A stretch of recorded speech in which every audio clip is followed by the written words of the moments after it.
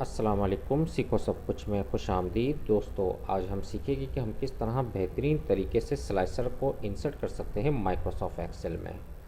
तो दोस्तों, इस वक्त हमारे पास एम्प्लॉयज़ के रिकॉर्ड्स दिए हुए हैं और हमें क्या करना है कि स्लाइसर को ऐड करना है जेंडर से रिलेटेड और डेजिग्नेशन से रिलेटेड।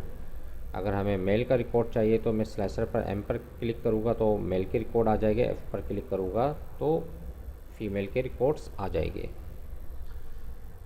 तो मैं आपको बेहतरीन तरीका बताऊंगा स्लाइसर को ऐड करने का। सबसे पहले हम पिवट टेबल बना लेते हैं जिसमें हमें एम्प्लॉयज़ नेम का रिकॉर्ड चाहिए और उसकी सैलरी चाहिए।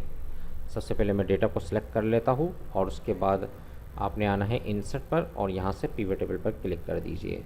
जैसे ही मैं पिवट टेबल पर क्लिक करूँगा तो मुझे न्यू वर्कशीट पर बनाना है। सिंपल मुझे क्या करना है, ओके पर क्लिक करना है। तो नई वर्कशीट पर क्या होगा, पिवट टेबल के ऑप्शन आ जाएंगे जहाँ से मुझे चाहिए एम्प्लॉयज़ नेम, मैंने इस पर चेक लगा दिया और सैलरी पर चेक लगाना है।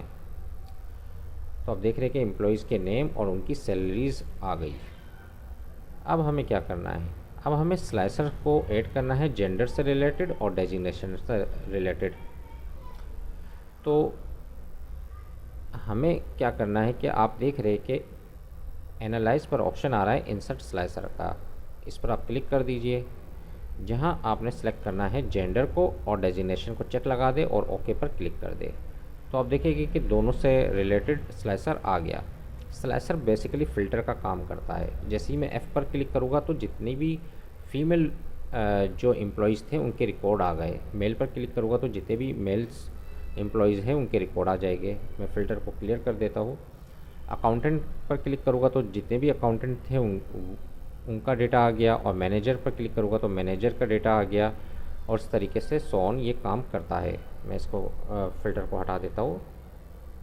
तो ये एक बेहतरीन तरीका है स्लाइसर को ऐड करने का। मैं इसको डिलीट कर देता हूँ। अब मैं आपको एक और तरीका बताता हूँ, उसके थ्रू भी आप स्लाइसर को ऐड कर पाएंगे।